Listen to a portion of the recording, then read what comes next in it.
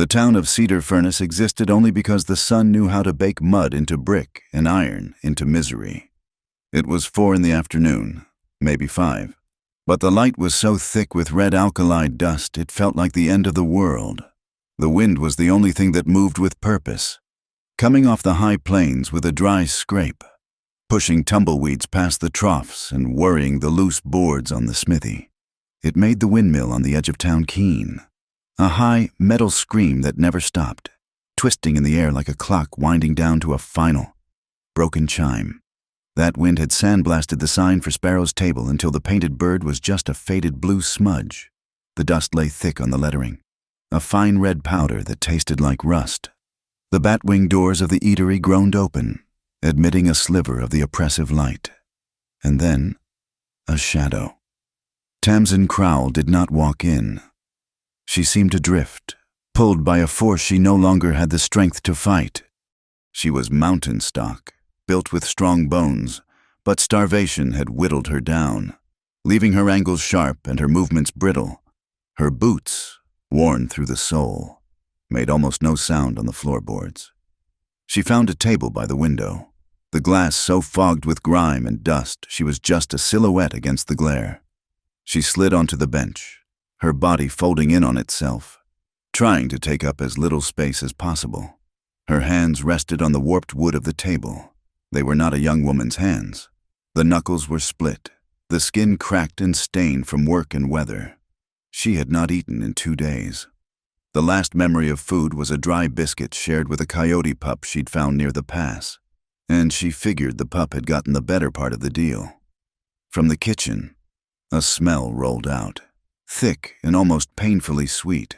Cornbread, blackening in a cast-iron skillet, bacon grease, boiled coffee. Tamsin's stomach, long past growling, seized in a violent, acidic cramp that stole her breath. She closed her eyes, pressing her forehead against the cool, dirty glass of the window, waiting for the sickness to pass. "You buyin' or you dyin'?" The voice was harsh, like gravel pouring into a tin bucket. Mr. Sparrow, the owner, stood over her, a dirty apron tied high on his narrow chest. He wiped his hands, leaving streaks of lard on the fabric. Tamsin did not look up. Her voice was a dry rasp, the sound of dead leaves. "Water, please? Water's for customers. I ain't running a charity house. You got coin?" She had nothing. The foreman for the railroad, Barton Lyle, had seen to that. He had taken her pay, claimed she owed him for lodging she never used and food she never ate. And when she argued, he'd threatened to have her arrested for theft. She had left with only the clothes she wore. I'm waiting on someone," she lied.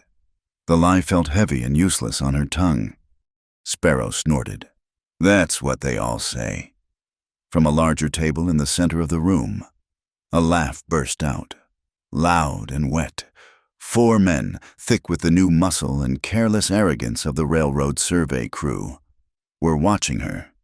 They wore sturdy boots and carried the smell of sweat and iron. "Hear that, boys?" one of them called out, his mouth full of peanuts.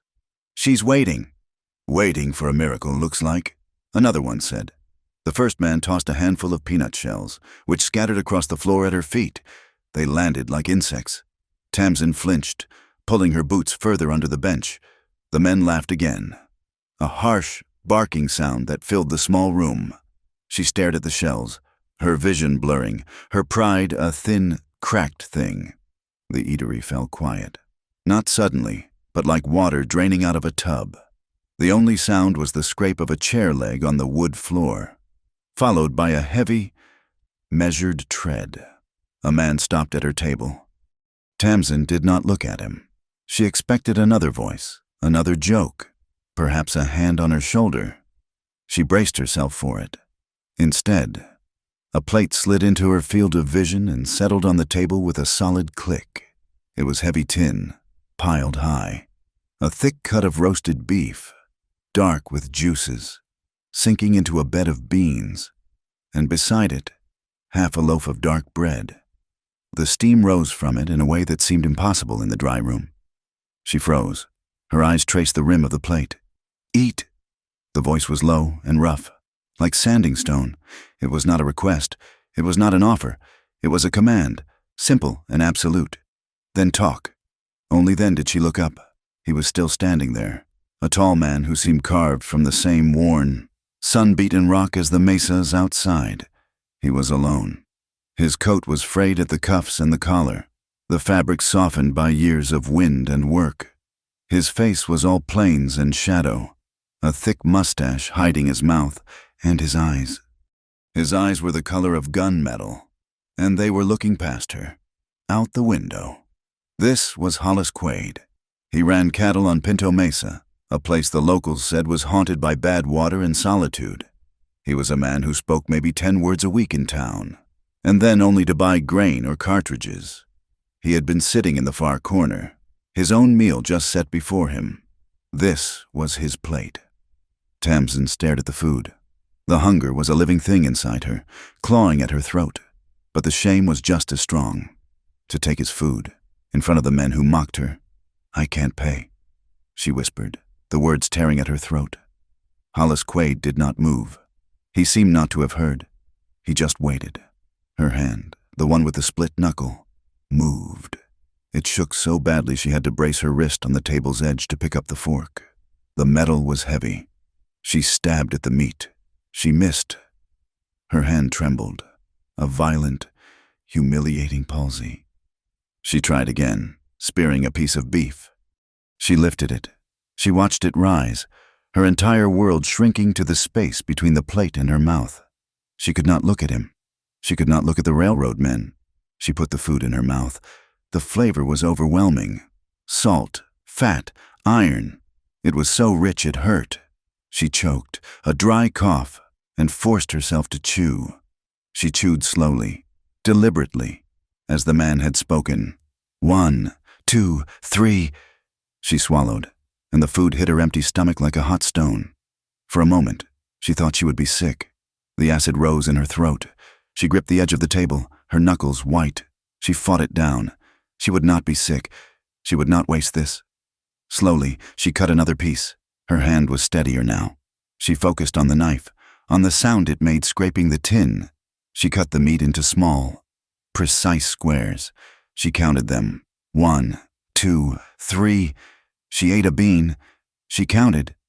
A single tear broke free and rolled down her cheek, tracing a clean path through the dust on her skin. It splashed onto the tin plate with a sound no louder than a pinprick. She angrily swiped it away with the back of her sleeve. She would not cry. Crying was for the weak, for those who had given up. She was Tamsin Crowell. She was mountain stock. She ate everything. She ate the meat and the beans. She used the half loaf of bread to wipe the plate clean, soaking up every last drop of juice, until the tin shone. When she was finished, she placed the fork and knife neatly across the plate. The shaking had stopped, replaced by a deep, humming warmth that started in her belly and spread to her limbs. Hollis Quaid had not moved. He still stared out the window, his expression unreadable, his presence a solid, unyielding weight beside her. He turned, not to her, but to the bar. He walked to where Sparrow stood, polishing a glass. The railroad men had gone quiet. They watched Quaid, their jokes forgotten. The air in the room had changed. Hollis dropped 2 coins on the bar. They rang loud in the silence. "For the meal," he said. His voice carried, "And the water." Sparrow nodded, sweeping the coins into his hand, his earlier aggression gone. Hollis turned to the door. He did not look back at Tamsin. He simply pushed the batwing doors open and stepped out into the dying red light. Tamsin sat for a moment. The food was ballast in her belly. She could think again. She could move. She slid off the bench and followed him. The air outside was cooling fast, the wind sharp. It smelled of horse and dry pine. Hollis Quaid was at a hitching post, checking the cinch on a tough-looking roan. The horse was lean, like its owner. Tamsin stopped a few feet behind him. He knew she was there. She waited until he finished with the strap. "I need work," Tamsin said to his back. The words were clearer now, stronger. "I'm fast. I can mend tack. I can cook. I can split wood. I don't need a bed. A barn is fine." He turned slowly. He looked at her, really looked at her. For the first time, his gaze was heavy, assessing. He took in the worn boots, the defiant set of her jaw, and the hands that were made for work. He saw the truth in her eyes, the desperation held back by a pride that was almost as strong. He seemed to weigh her, measure her against the harshness of the land. He reached into the pocket of his frayed coat. He pulled out a handkerchief. It was not new, but it was perfectly clean, folded into a neat square. In this town of dust and grease, it was a profound statement. He held it out. She thought he meant for her to wipe her face, but she had already scrubbed the tear track away with her sleeve. She hesitated, then took it. The cotton was soft, smelling faintly of soap and sun. Hollis Quaid nodded once, a short, sharp dip of his chin. He put his foot in the stirrup and swung onto the roan in one fluid motion. He looked down at her, the brim of his hat cutting a shadow across his eyes. "Go." He did not offer her a ride. Tamsin did not expect one. The roan, Silt, was not built to carry two, and the man looked like he shared nothing, not even his horse's labor, so she walked. She followed the sound of the horse's steady hoof falls, keeping a dozen paces behind. The road from Cedar Furnace was little more than a suggestion, a pair of ruts carved into the hard pan that wound steadily upward, away from the flat alkali misery and into the high, broken country of the mesas. The sun bled out across the horizon. It was no longer a source of heat, but a spectacle of color, a deep, bruised purple at the edges, melting into a fiery orange that caught the underside of the high, thin clouds. It sank toward the jagged line of the western peaks like a freshly minted copper coin, hot and perfect. Just before it slipped out of sight, they crossed Chalk Sparrow Creek. It was a creek in name only. The bed was a wide, pale scar of bleached stones and dry sand. The water long since given up its fight against the high desert summer. Tamsin's boots, the soles flapping, made a soft, crunching sound on the gravel. Hollis and the roan crossed without a sound, shadows moving over sand. She tasted the food in the back of her throat, the memory of the beef and bread. It was fuel. It kept her legs moving, kept her back straight. She watched the man ahead of her. He never looked back. He rode with an easy, economical grace, his body moving with the horse, his head high.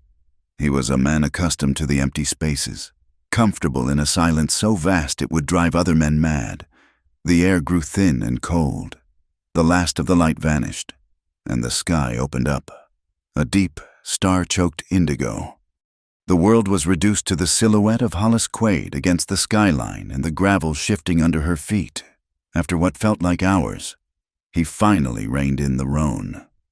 They had reached the top of the rise, Pinto Mesa. The ranch was not a ranch so much as a declaration of stubbornness. It was a small, tight collection of buildings huddled against the wind. The main house was sod and timber, low to the ground. A barn, its roofline straighter than the house, looked newly patched with fresh pine. The fences that marked the corral were crooked, the posts leaning at angles. But the rails were sound. There was no clutter, no broken wagons, no rusted tools left to the rain. Everything was in its place, sparse but orderly. Hollis swung down from the horse, his movements fluid in the dark. He led the roan into the barn, the hinges groaning softly. Tamsin stayed where she was, near the empty corral, breathing in the scent of dry wood, manure, and the sharp, clean smell of the high-altitude pines. He emerged from the barn, a lantern in his hand. The yellow light cut a weak circle, illuminating his boots and the hard ground. "In," he said. He walked to the house, and she followed. He pushed the door open. It did not creak. The kitchen was the main room. It was clean to the point of austerity. The floorboards were scrubbed pale, the iron stove blackened and polished. A single table and 2 chairs stood in the center. A pot, already simmering on the back of the stove, sent up a thin wisp of steam. It smelled of beans and salt. He had known, even in town, that he would be bringing her back. He moved to the stove, his back to her, and gestured with his head toward the rest of the small room. Tamsin's gaze swept the space. It was a room that held its breath. There were no curtains on the windows, no rugs on the floor. Just the essentials: a dry sink, a locked pantry, and a fireplace built of river stones. On the mantel above the cold fireplace, there was only one object. It was a photograph in a simple wooden frame. The image was faded, the figures ghost-like in the silvering. It showed Hollis Quaid, younger, his face less worn, standing beside a boy. The boy was perhaps 17, tall and thin, with a wide, irrepressible grin. His arm was slung around Hollis's shoulders, a gesture of easy, confident affection. Hollis himself was not smiling, but his eyes, even in the faded image, seemed different, lighter. There was no caption. Tamsin looked away just as Hollis turned, a bowl in his hand. He had not seen her looking, or if he had, he gave no sign. He motioned to a dark doorway off the kitchen. In there. She stepped past him. It was a small storeroom, cold and windowless. It smelled of burlap, dried herbs, and old leather. Against the far wall sat a simple wooden cot, stripped bare. Hollis entered behind her, his shadow swallowing the room. He set two things on the cot. First, a heavy wool blanket, folded in a neat square. Second, a pile of dark fabric. "Mrs. Sabine March," he said. The name fell into the room, heavy and unexplained. A neighbor. These were left. Tamsin touched the fabric. It was a heavy wool skirt and a homespun shirt, worn but clean. They were a woman's clothes. She felt a sudden, sharp chill that had nothing to do with the night air. She was replacing someone. Or perhaps she was just the next in a line of failures. "The barn," she started, her voice rough. "I said I could sleep in the barn." "This is where you sleep," he said. It was not an act of kindness. It was a statement of fact. He turned to leave. "The food in town. Mr. Quaid," she said, the words rushing out. "I'll work it off. I'll work double." He paused in the doorway, the lantern light throwing his face into sharp relief. "You'll work what I tell you to work. Eat. Then sleep." He left, taking the lantern, and pulled the door mostly shut, leaving her in the dense, cool dark. She sat on the cot, the rough wool of the blanket under her fingers. She changed in the blackness, pulling off her torn, dusty clothes and sliding into the stiff, clean garments. They smelled faintly of lye soap and smoke. When she returned to the kitchen, a tin bowl and a spoon were on the table for her. Hollis was already seated, eating his own meal. She sat opposite him. The dinner was silent. It was a profound, unbroken quiet. There was only the sound of their spoons scraping against the tin bowls, and the faint, rhythmic tick of the stove cooling. Outside, the wind moved around the corners of the house, a low, mournful sigh, far off on the mesa. A single cow bellowed, the sound thin and lonely. They finished. Hollis stood, took both their bowls, and moved to the dry sink. He washed them with a practiced, economical motion, the scrape of the brush on the tin seeming loud in the small room. Tamsin sat at the table, her hands folded in her lap. The food was warm in her belly, a solid, anchoring weight. She was no longer starving. She was no longer adrift. She was here, in this silent, severe house, with this silent, severe man. He finished washing and turned to face her, wiping his hands on a clean rag. He stood by the stove, a dark shape against the faint glow of the embers. "The rules," he said, his voice unused for so long, was a low rumble. "You wake before the rooster. I'll show you the pump in the woodpile." Tamsin nodded. "Yes, sir. You don't go near the Mesa Scarp after dark." He gestured toward the unseen cliff edge. "The ground gives way. You fall. You're not found. I understand." He paused. The silence stretched. When he spoke again, his voice had changed. It was flatter, harder. "There is a shed, north of the house, by the cistern." Tamsin waited. "You don't go near it. You don't open it, ever." She looked at him. In the dim light, she saw his jaw tighten, a muscle knotting near his ear. His eyes were fixed on a spot on the wall just past her head. This rule was different. The first two were about safety. This one was about pain. "I understand," she said again, her voice quiet but firm. He nodded, a short, sharp gesture of dismissal. "Sleep." She retreated to the storeroom and lay on the cot, pulling the thick wool blanket up to her chin. Sleep should have come instantly. She was safe, she was fed, she was warm, but she lay awake, listening to the unfamiliar sounds of the house, the creak of the timber settling, the scrape of Hollis's boots as he moved in the kitchen, and then the sound of his own door, further down the hall, clicking shut. The house fell into absolute silence. There was only the wind, whining at the edges of the door frame. Tamsin closed her eyes, her mind finally drifting. She was startled awake hours later. The house was pitch black, the air still and cold. She had heard a sound. It was not the wind.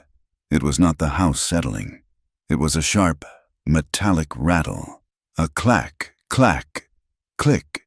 It came from outside, from the direction he had indicated. The north shed. She sat up, her heart pounding. The sound came again, harder this time. Rattle-clack, like a hand testing a lock, like someone impatient, trying to get in or out. She held her breath. She listened, straining against the silence. The sound stopped. There was nothing, just the vast, empty night and the sound of the wind, which suddenly felt like it was touching the house, feeling its way around the past, looking for a way in. The rooster had not yet woken, but Tamsin Crowell was already moving. The cold in the storeroom was a physical weight, settling deep in her bones, but the food in her belly from the night before was a small, defiant furnace. She worked as if trying to outrun the sunrise. Her movements were a rhythm, a cadence of survival. She was a shuttle on a loom, weaving herself into the fabric of the ranch, determined to make her presence a necessity, not a burden. First, the water. The pull of the rope on the well pulley was a deep groan, the bucket rising heavy from the earth. Her cracked hands screamed as the cold water splashed over them, but she hauled bucket after bucket, filling the trough for the cattle and the cistern by the kitchen door. Then, the wood. Hollis Quaid had left a pile of uncut pine logs, and she took up the axe.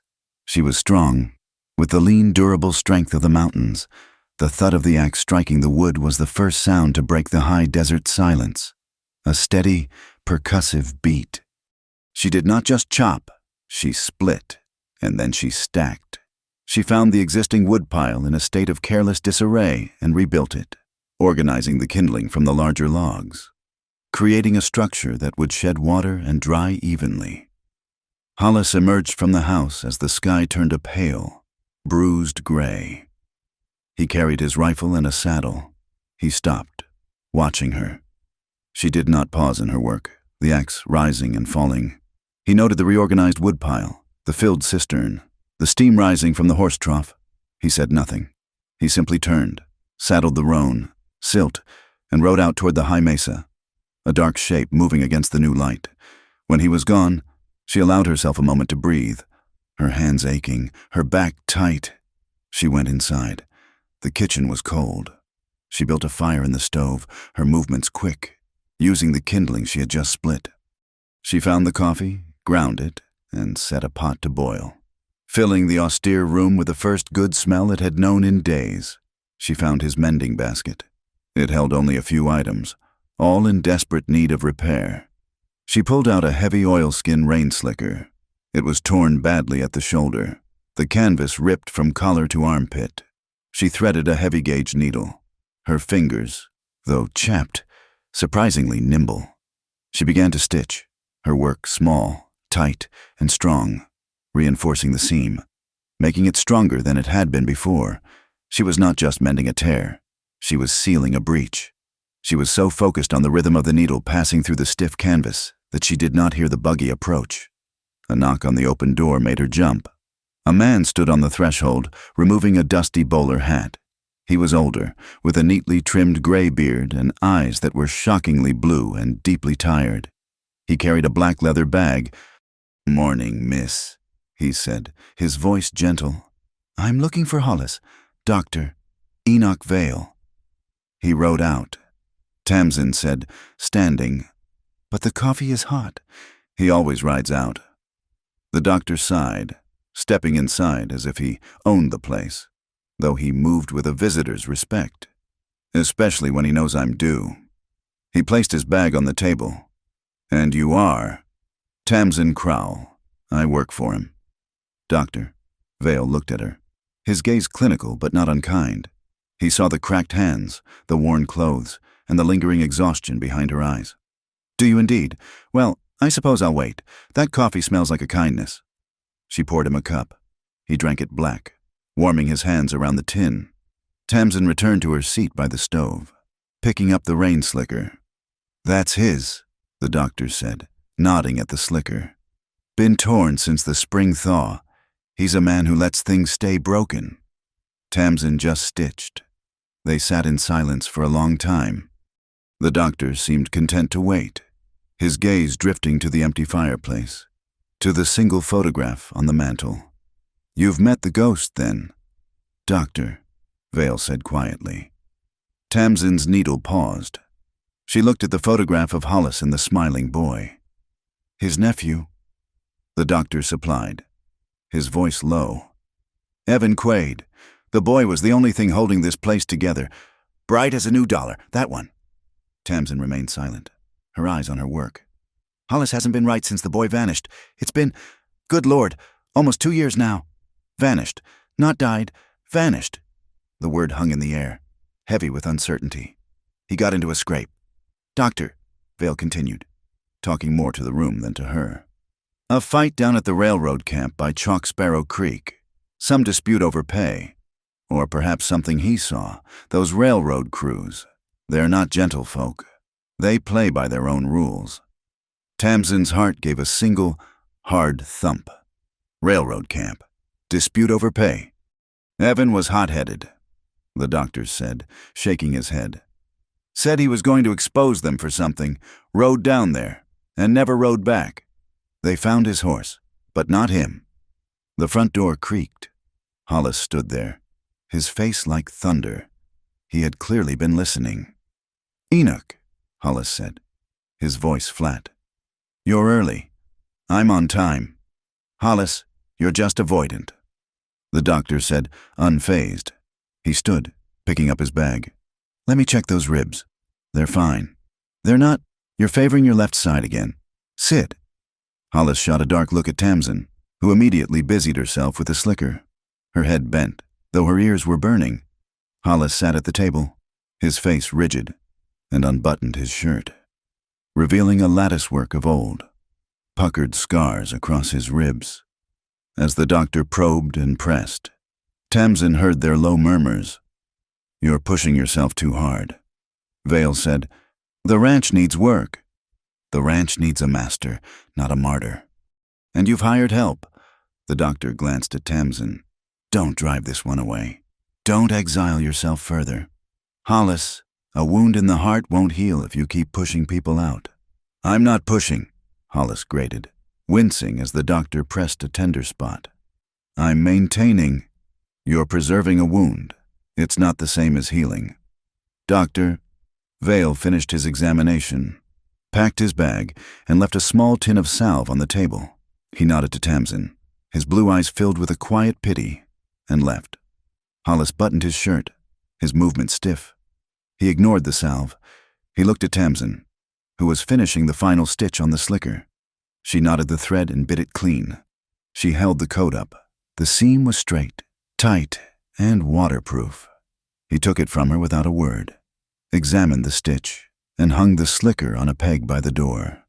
His silence was thick, a wall of glass between them. He then walked out of the house, heading for the barn. Tamsin was left alone in the kitchen, the doctor's words echoing in the silence. Railroad crew, dispute over pay, her own wound, the one that had driven her to Cedar Furnace, began to burn. Barton Lyle. The name tasted like ash in her mouth. He was the railroad foreman, a man who smiled while he lied, his ledger book a weapon. She had cooked for his crew for 3 months, rising at 4, baking bread and stewing beef until her hands were raw. Her pay was to be $20 a month. When she'd gone to collect, Lyle had shown her the book. His finger, clean and manicured, had run down a column of figures. You owe the company, Miss Crowell, $40. For your cot in the supply tent, your share of the water, and the transport fee. It was a lie. A phantom debt. He had smirked at her, knowing she was alone, knowing she had no one to appeal to. You can work it off, he'd offered, his eyes dropping. Or the sheriff can arrest you for breaking contract. She had fled that night, with nothing but the clothes on her back, running from a debt that wasn't real and a man who represented a power she could not fight. Now, she understood. The railroad didn't just cheat. It consumed. It had taken her wages, and it had taken Hollis's nephew. The sound of another horse broke her reverie. She looked out the window. This was not the doctor. This was the law. Sheriff Del Orton was a large man, his bulk spilling over the sides of his saddle. His badge was polished, but his shirt was stained. He reined in his horse but did not dismount, a petty assertion of authority. Hollis came out of the barn, wiping axle grease from his hands with a rag. He stopped 10 feet from the sheriff. "Hollis," Orton said, his voice overly friendly. "Orton, just making my rounds. Stopped by to remind you about the taxes. Hollis, you're running 2 quarters behind on the territorial assessment." "I'm aware," Hollis said. "Thing is," Orton continued, shifting his weight, the saddle leather groaning, "the territory's pushing hard, and this land, well, it's dry. It ain't worth much. I have an agent in town, representing the railroad. Says they're willing to take it off your hands, clear your debt, and put a little extra in your pocket besides. Save you the trouble of a foreclosure auction." Tamsin watched from the window, her hand gripping the edge of the sink. They were trying to buy him out cheap. Hollis Quaid stood perfectly still. The wind lifted a strand of his hair, but he did not seem to notice. He just looked up at the sheriff, his face as blank and hard as the mesa itself. "This land has water rights from my grandfather," Hollis said, his voice quiet, yet it carried across the yard with chilling clarity. "It is not for sale." The sheriff's friendly mask twitched. "Now, Hollis, don't be proud. A man alone can't fight the future. The railroad is the future." "Get off my land, Del." It was not a shout. It was a simple statement, delivered with the flat finality of a blade striking wood. Sheriff Orton held his gaze for a beat, then seemed to shrink. He gathered his reins, his face darkening. "You'll regret this, Quaid. The law's the law." He turned his horse and rode away, kicking up dust. Hollis stood motionless for a full minute, staring at the dust cloud. Tamsin watched him. He looked like a statue, but then she saw his hand, the one holding the greasy rag. It was clenched so tightly that his knuckles were white, a single, violent tremor running through his arm. His silence was not peace. It was the sealed crust over a magma chamber. He was a man holding back an eruption, and the railroad was pressing down on him from all sides. Later that afternoon, Hollis sent her to the edge of the property, to the small, withered cornfield, to see if any of the stalks were worth salvaging for cattle feed. The field was a graveyard of dry, rattling husks, bordering the high, empty expanse that led down to the dry creek. She was pulling at a stubborn root when her boot struck something hard and metal. She bent down, digging into the dry, compacted soil. It was not a rock. It was iron. She pulled it free. It was a railroad spike. It was heavy in her hand, the metal oxidized with rust, but it was not an old spike. Lost from a decade past, she could still make out the stamp on its head, a simple, stark KPR, Kansas Pacific Railroad. She stood, her blood running cold. The tracks were 5 miles south.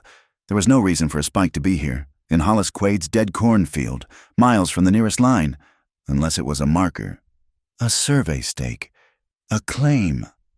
Tamsin looked at the spike, then looked back at the ranch house, at the small, forbidden north shed that sat brooding by the cistern, the shed Hollis had forbidden her to touch. the shed that held the secrets of the smiling boy who had vanished 2 years ago, after a fight with the railroad. She closed her hand around the spike, the metal cold and hard against her palm. She slipped it into the deep pocket of her borrowed skirt.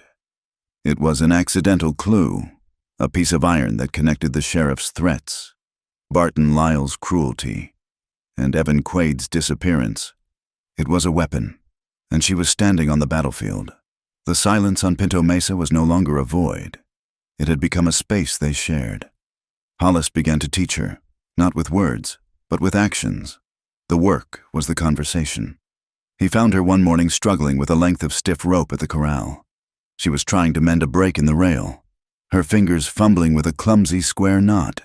He came up beside her, took the rope from her hands, and undid her work with a single, impatient pull. His hands were scarred and broad, the knuckles like polished knots of wood. "This is how you hold a steer," he said. His voice was a low rasp. "This is how you hold a post." He took the two ends of the rope. He did not guide her hands. He simply performed the action. Slow and deliberate, his movements economical. He looped the rope, twisted it back on itself, and pulled. A knot bloomed into existence. It was complex, yet utterly simple. A knot that would tighten under pressure but never slip, and could be undone with a single, specific flick. "The bowline," he said. "It won't choke, and it won't break." He undid it and held the rope out. She took it. She tried. Her fingers felt thick and stupid. She failed. He said nothing. He simply took the rope again, and did it once more. Loop, twist, pull. She watched his hands, the way his thumb pressed the rope, the way his wrist turned. She tried again. The knot was loose.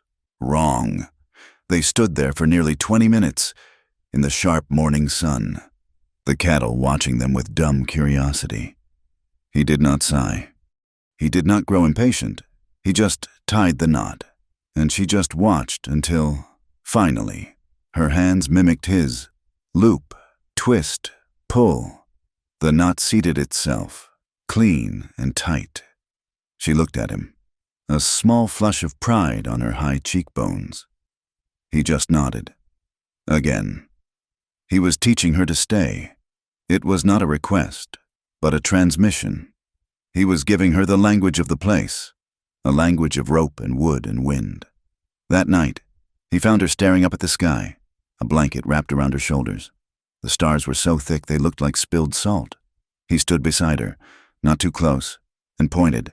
"That's the shepherd's star. You see how it sits low?" "Yes. The wind will come from the north before dawn. It will be cold. When it sits high, the wind comes from the south and brings dust." He was sharing the secrets of his solitude, giving her the tools to read his world. It was more intimate than any conversation. The south wind came 2 days later. It started not as a breeze, but as a change in the light. The sky, which had been a clear, hard blue, turned a sickly yellow-brown. The air became still, heavy, and hot. The cattle grew restless, moving to the sheltered side of the corral, their heads low. "It's here," Hollis said, emerging from the barn, his gaze fixed on the southern horizon. Tamsin followed his look, a wall of brown. A roiling, churning mass of dust and grit was rising from the plains, swallowing the mesas one by one. "The barn," he said. "The tarp, now!" The wind hit them like a physical blow, a great screaming sheet of sand that stung their skin and stole their breath. It was a roar that blotted out all other sound. In the barn, the hay was stacked high, dry and precious. If the wind tore the patched roof off, they would lose it all. The heavy canvas tarp was folded in the corner, stiff and weighing as much as a man. They each grabbed a corner. They could not speak. The wind snatched the words. They had to rely on instinct. He pulled, she pushed. They dragged it from the barn, fighting the wind, which tried to turn the tarp into a sail. He scrambled up the side of the corral, onto the low-slung roof of the barn. He leaned down, his hand outstretched. She grabbed his forearm, and he hauled her up. The roof was treacherous. the shingles slick with dust. They were in the heart of the storm. The air was so thick with sand they could barely see each other. Two small figures in a churning, brown hell. The wind tore at her hair, whipping it across her face. Hollis bellowed something she could not hear. He pointed. They had to unroll the canvas. They worked as a single organism, united against the chaos. They unrolled the tarp, the wind immediately catching it, ripping it from their grasp. It snapped with the sound of a gunshot. Tamsin was nearly pulled from the roof. Hollis lunged, grabbing the canvas, his boots sliding. He recovered, planting his feet. He looked at her. It was a look of pure, animal focus. Pull. They pulled. They fought the storm for every inch of canvas. Their shoulders bumped, hard. Their hands brushed as they fumbled for a grip. They were breathing the same air, thick with dust and the smell of their own sweat and the dry, electric scent of the hay below. There were no words. There was only the shared rhythm of work, the desperate, synchronized battle to cover the roof, to weigh the canvas down with the rocks they had piled for this purpose. They finished just as the storm reached its zenith. The world went dark. They lay flat on the heaving canvas, the wind howling over them, pressing them into the roof. Tamsin closed her eyes, her lungs burning, her knuckles raw.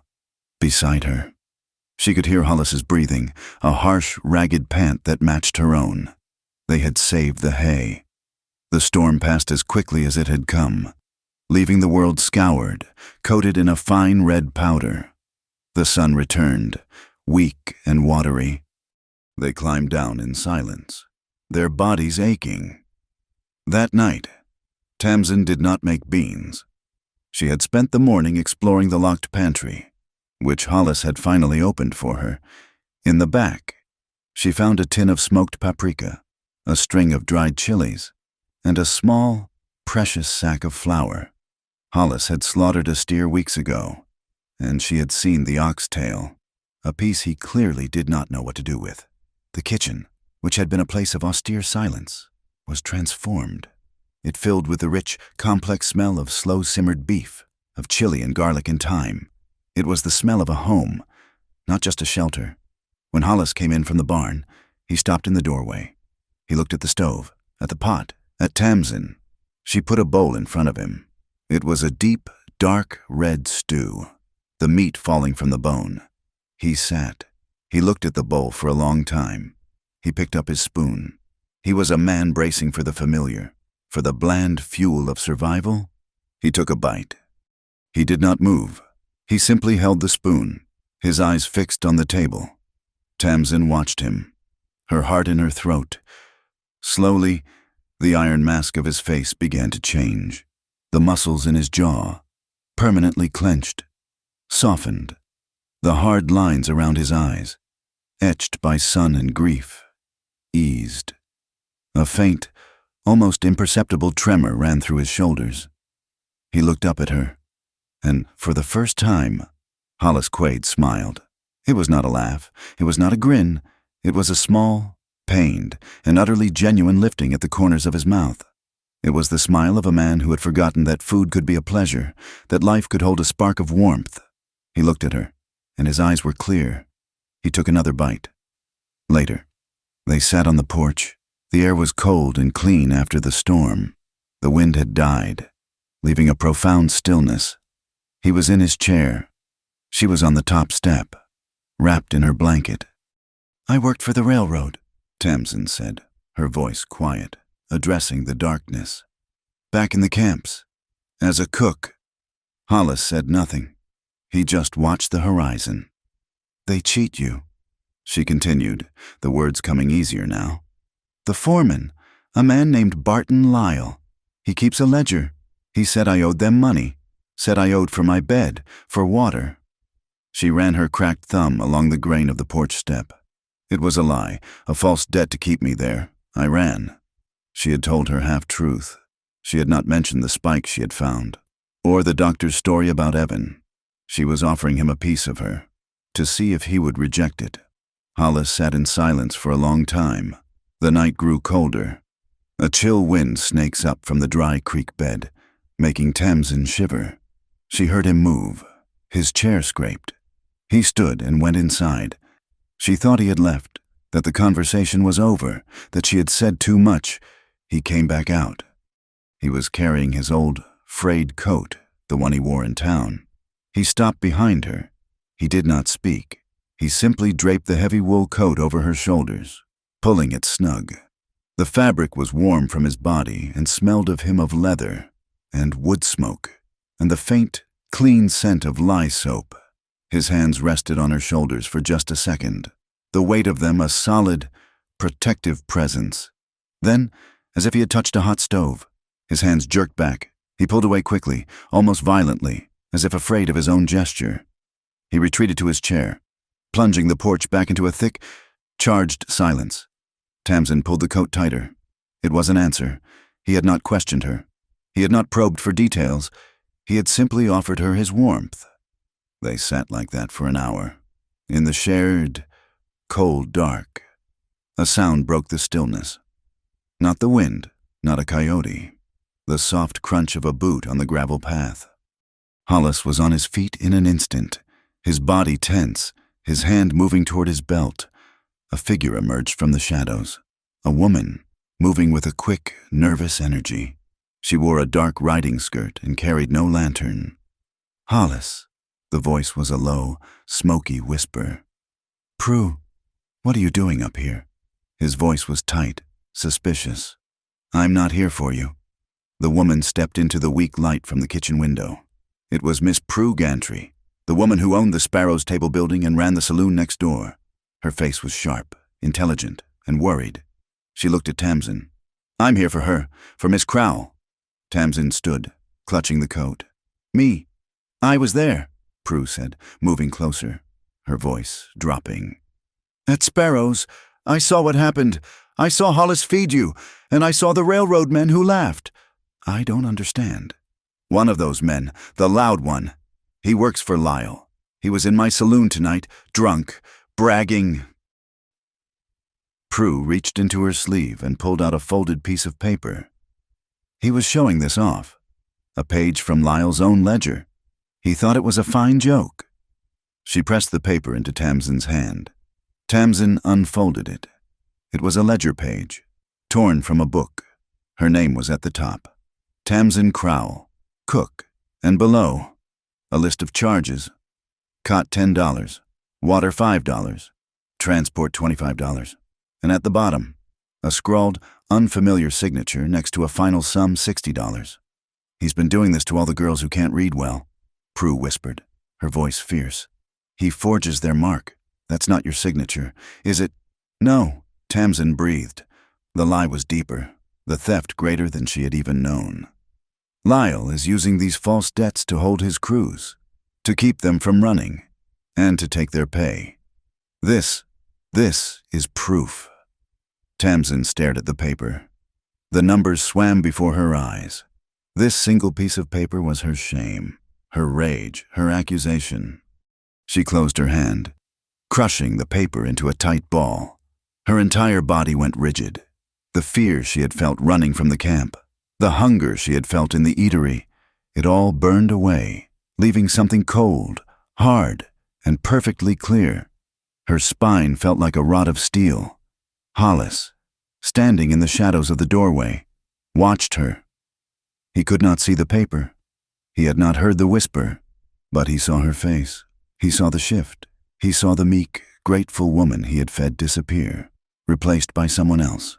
Someone with the terrible, focused clarity of a honed knife clicking into its H-groove. From the high pines at the edge of the mesa, a nighthawk let out its sharp, hunting cry. A lonely sound that cut through the night. It was a warning. The past was no longer buried. It was here, in her hand. Prue Gantry did not linger on the porch. She was a woman of business, and her business was secrets. She melted back into the night, leaving Tamsin with a crumpled ledger page and Hollis, who stood in the doorway. A silent, granite shadow. The next day, Tamsin rode the ranch mule to a rendezvous. Prue had suggested the meeting, far from the ranch and the town, at the skeleton of an old, abandoned livery stable near the dry creek bed. The roof was gone. The stalls filled with tumbleweeds. Prue was already there, her horse tied to a rotted beam. "You look better," Prue said, her eyes sharp. "Hollis is feeding you." "He is," Tamsin said, sliding off the mule. She held out the ledger page. "This is proof of my debt." "It's proof of his crime," Prue corrected. "But it's not what I wanted to talk about. I didn't sleep. I kept thinking about what you said, about it all being connected." Tamsin felt her pulse quicken. "What do you mean?" "Evan Quaid," Prue said, her voice dropping, though there was no one for miles. "He was in my saloon 2 nights before he vanished. He was drinking sarsaparilla, watching the railroad men. Lyle was there, and Sheriff Orton. They were drunk. They were toasting. Toasting what? To dry ground and new water. Lyle was boasting that the KPR would own every drop from here to the territories, and Orton just laughed and drank his whiskey." Prue stepped closer. Evan was watching. He wasn't just a boy in a fight. Tamsin. He was smart. He'd been watching them for months. "Doctor," Vale said he was looking into a pay dispute. That's how it started, but it got bigger. Evan was convinced Lyle was running 2 sets of books, one for the railroad bosses back east, and one for his pocket. A black book, full of bribes. He told me he was looking for it. He said he'd been digging around Chalk Sparrow Creek. Tamsin's blood went cold. Digging. Lyle trusted no one. Evan figured he wouldn't keep the book in his office. He thought he'd buried it. Evan said he was going to find it, and he was going to burn them all to the ground. And 2 days later, he was gone. They knew he was looking. Prue whispered, her hand gripping Tamsin's arm. Lyle knew. Orton knew. That fight wasn't a brawl. It was an execution or a kidnapping. Either way, they silenced him. Tamsin showed Prue the railroad spike she had found in the cornfield.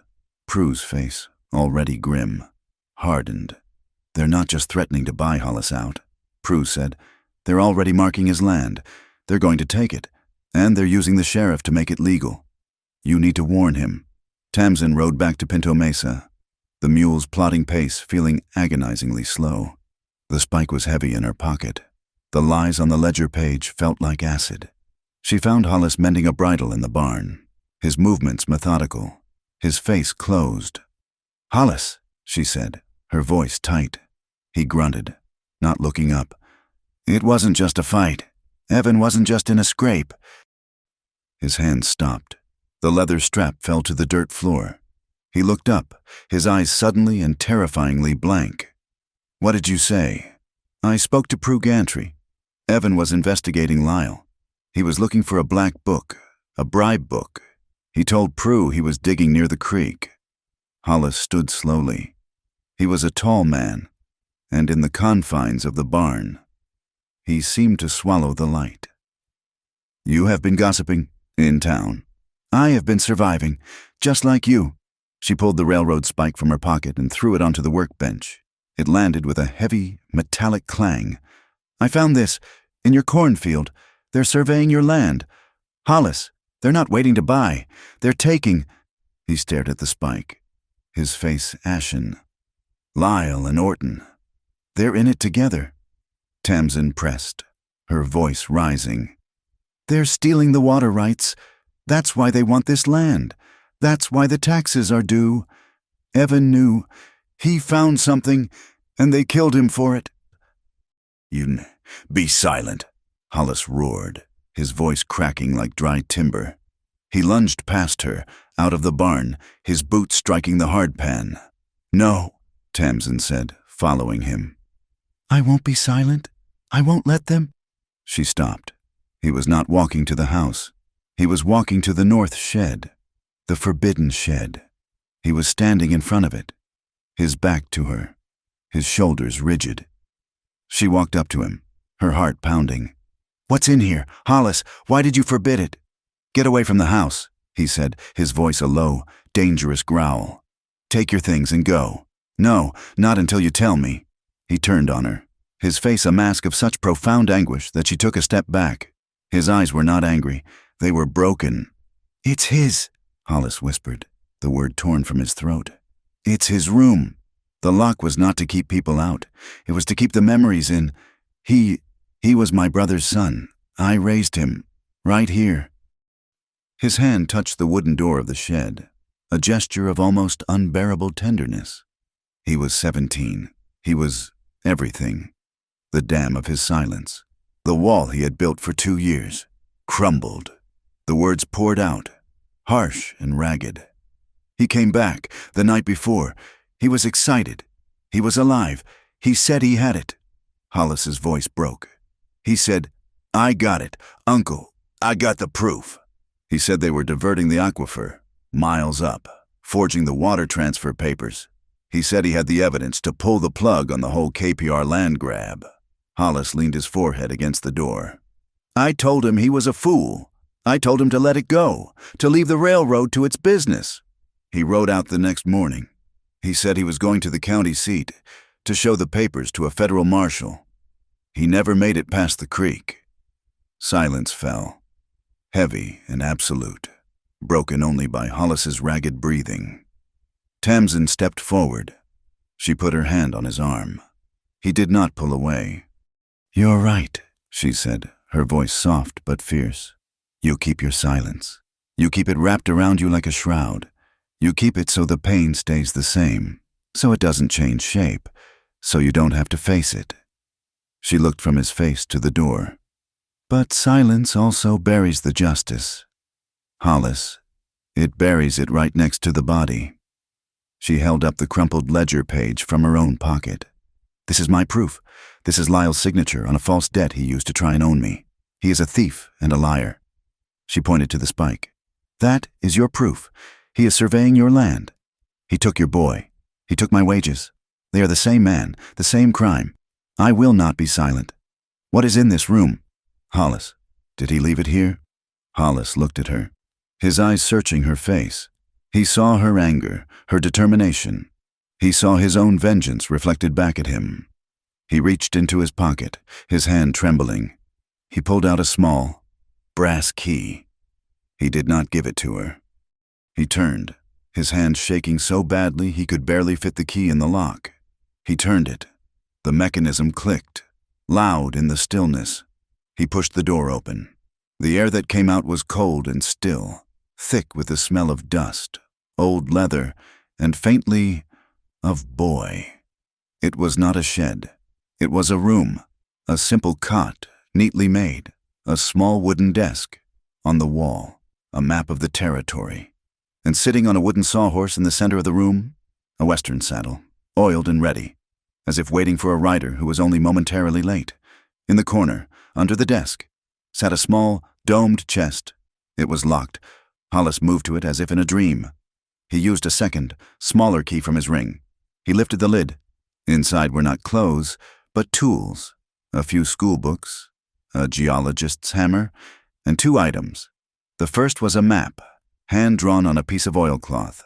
It was a survey of Chalk Sparrow Creek, but the title, written in Evan's neat hand, read Floodplain Survey, 1872. It showed the creek bed, with marks and measurements radiating from a spot labeled White Willow. The second was a hollow metal tube, perhaps an old powder flask, wrapped tightly in buffalo-greased hide to make it waterproof. It was empty. A container. "He showed me this," Hollis whispered, his voice hoarse. He picked up the empty tube. He said, "If I'm not back in 2 days, this is where it is. This is the key." Hollis looked at Tamsin, his eyes wide with a terrible, dawning realization. I couldn't open it. I couldn't look. If I looked, it meant he was gone. It meant I had failed. He is gone. Hollis," Tamsin said gently, picking up the oilcloth map. "But his proof isn't—" They did not speak. They moved with a single purpose. Hollis saddled Silt. Tamsin grabbed the shovels. They rode hard down the long slope to the dry creek bed. The map in Tamsin's hand. The White Willow was easy to find. It was an ancient, massive tree, the only one of its kind to have survived the decades of drought, its pale branches hanging low over the bleached rocks. The map was precise. 20 paces from the trunk toward the rising sun, under the 3rd root. They dug. The ground was like iron, a sun-baked mix of clay and stone. The shovels rang against the earth. Then, Tamsin's shovel hit something that was not a rock. It made a dull, metallic thud. Hollis dropped to his knees, clawing at the dirt with his bare hands. Tamsin dug beside him. They unearthed it, a metal cylinder, identical to the empty one in the chest. This one, however, was heavy. Its ends were sealed thick with black pine resin, making it airtight and watertight. Hollis pulled his skinning knife. His hand was perfectly steady now. The grief was gone, replaced by a cold, sharp rage. He cut the resin cap free. He tilted the tube, and a small, leather-bound notebook slid into his hand. He opened it. Tamsin read over his shoulder. It was not a diary. It was a ledger. Evan's ledger. He had copied Lyle's black book. The names were all there, in Evan's meticulous script. Barton Lyle, Sheriff Del Orton. The entries were damning. Dates, sums. Orton $500 for survey suppression. Lyle $1,000. Sale of false water reports to KPR. And, folded in the back, a certified tracing of the original county seat document, showing Hollis Quade's ancestral water rights. Beside it, Evan had pasted the forged order, the one rerouting the aquifer rights to the railroad, signed by a judge who had received, according to the ledger, $200. He did it? Hollis breathed. The words were not grief, but awe. The boy. He did it all. He got the proof. He looked up at Tamsin, his eyes burning with a light she had not seen before. It was the light of a man who had just been given a reason to live, and a reason to kill. A sound cut the silence. The clatter of a dislodged rock. Tamsin's head snapped up. Hollis heard it too. He stood, shoving the book deep into his shirt. On the ridge above them, silhouetted against the bright, unforgiving sky, sat 4 horsemen. Even from this distance, Tamsin recognized the man in the lead. He wore a clean, pale duster. Barton Lyle. Lyle raised his arm and pointed down at them. The riders spurred their horses, fanning out, beginning their charge down the loose gravel slope of the creek bank. They knew, Hollis growled. They weren't just looking for him. They were looking for this. He grabbed Tamsin's arm, yanking her toward Silt. Run! He shoved her onto the horse's back, not in the saddle, but thrown across it, before she could right herself. He was in the stirrup and swinging up behind her, yanking her upright, pinning her against his chest. There was no time for the mule, no time for dignity. Hold on, he grated, and dug his heels into Silt's flanks. The roan, a horse built for one, carrying 2, surged up the loose gravel of the creek bank. A gunshot cracked the dry air. The bullet whined, a high, angry insect, passing a foot from Tamsin's head. It struck a boulder, spraying stone chips. She screamed, a dry, thin sound that the wind stole. Hollis did not ride for the open plain. He was a man of the mesas, and he knew the land as he knew the scars on his own hands. He spurred Silt into a field of ocotillo and prickly pear, a thorny maze that would cripple a horse that did not know its footing. They're on us, Tamsin cried, twisting to look back. She saw the 4 riders, led by Lyle's pale duster, spreading out to flank them. Don't look back, Hollis commanded, his voice a low growl in her ear. He yanked the reins hard, turning Silt into an even denser thicket of cholla. Look at my hands. Watch the horse's ears. Nothing else. Tamsin clamped her eyes shut. She could feel the book, Evan's notebook, pressed hard against her back. It was a solid, dangerous square against her spine, hidden deep in Hollis's shirt. It was the only thing that mattered. Bullets were kicking up dust around them, red puffs that bloomed and vanished. The shots were wild. Lyle's men were riding too fast, and the terrain was breaking their charge. But they were gaining. Silt was powerful, but burdened. The other horses were fresh. Hollis cursed, a low, sharp sound. He was heading for a notch in the rock wall ahead, dry needle gap. It was a narrow cut, barely wide enough for a wagon. That led to a small box canyon. As they burst through the gap, Tamsin saw them. A small herd, maybe 30 or 40 head of Hollis's toughest cattle. huddled in the shade of the canyon wall, seeking refuge from the sun. "Cover your ears," Hollis yelled. He pulled his revolver, not to shoot back, but to shoot up. He fired 2 shots, fast, the explosions echoing like cannon fire in the narrow canyon. The cattle, already skittish, panicked. It was not a full stampede, but a small, terrified surge of horn and hide. The herd bolted, a solid wave of beef, pouring directly into the narrow gap they had just exited. Tamsin looked back. Lyle and his men were forced to rear their horses back. A chaotic tangle of curses and whinnying. The pass was completely blocked by a river of panicked steers. "They'll have to go around," Hollis said, a note of grim satisfaction in his voice. "That's 10 minutes. He did not slow. He pushed Silt on. Up the far side of the canyon, the horses' lungs beginning to labor. The chase had cost them. Now, the fear set in. Tamsin's whole body began to shake. A violent, uncontrollable tremor. The reality of the bullets, the closeness of death, was a sickness rising in her throat. Hollis felt her shaking. His arm, wrapped around her waist, tightened like an iron band. "Breathe, girl," he said, his voice harsh. "Don't founder on me. You're alive. Breathe." She tried, but her breath hitched, a dry sob. "Look at me." She twisted, looking up at his face. It was caked in dust, his eyes burning with a cold, fierce light. "Don't look at the fear," he commanded. "It's a liar. You look at me." She stared at him, at the steady, unblinking focus in his eyes. His calm was not peace, it was a weapon. She held his gaze, and slowly, her breathing steadied. The shaking in her legs did not stop, but the panic receded. She nodded. Her mind began to work again. The book was on Hollis, but they had the cylinder, the one they had dug up, the empty container. She had her canteen. She fumbled for it, unhooking it from the saddle horn. Her hands were still trembling. She unscrewed the cap, poured a small amount of water onto the handkerchief Hollis had given her, the one she still carried. "What are you doing?" he said, his eyes on the trail. "Making a second trail," she said. She wrapped the damp cloth around the metal cylinder. She leaned over, fighting the motion of the horse, and shoved the wrapped tube deep under the saddle flap, jamming it between the saddle rigging and Silt's sweating flank. It was a clumsy, desperate move, but it was hidden. If they were caught, if they were searched, Lyle would find the cylinder. He would think it was the prize. He would think the proof was inside. It was a small deception, but it was all she had. Hollis saw what she had done.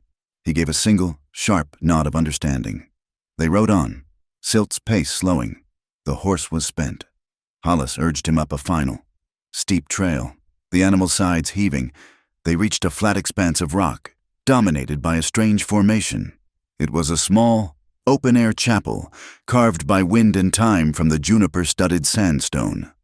A simple cross, made of 2 weathered juniper branches lashed together with rawhide, stood in a gap between 2 of the tallest boulders.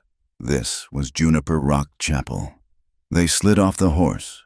Silt stood, head down, foam dripping from his mouth, his legs trembling.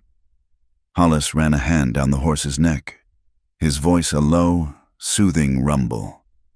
Tamsin leaned against the rock, her own legs barely holding. She and the horse were in the same state. They huddled in the deep shadow cast by the simple cross, hidden from the sky. The wind, cutting through a high, narrow fissure in the rock, made a low, whistling sound. It did not sound like a song. It sounded like a warning. They had only a minute to breathe. The sound of hooves echoed up the trail. Slower this time, confident. They were not hidden. They had been seen. Barton Lyle, Sheriff Del Orton, and the 2 other men rode into the clearing.